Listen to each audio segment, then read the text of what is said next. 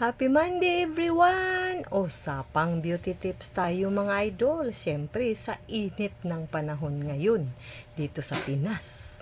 Or saan sulok man tayo sa mundo, kahit nagtatrabaho tayo ay mayroon pa din yan na init katulad ng mga ilaw.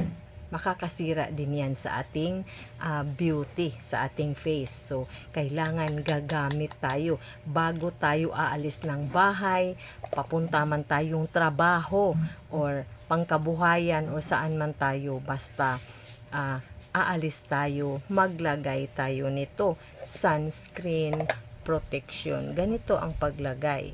Oo, bakit? Sabihin, wala namang init sa amin. Kasi nasa loob naman ako ng opisina. Aircon naman. Hindi pwede na wala tayong sunscreen protection mga idol. Kasi init pa din ang nasa loob ng opisina natin. Anong init na makukuha natin, idol? Init sa ilaw, sa mga lamp, sa mga fluorescent lamp or ano man yan na ilaw, ay nakakasira pa din yan sa ating face. Oo.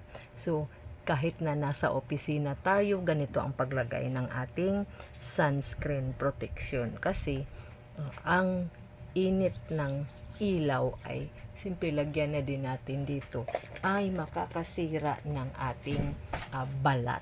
So, kailangan pa din natin ng sun protection. Tawag na SPF. Ganyan lang mga idol.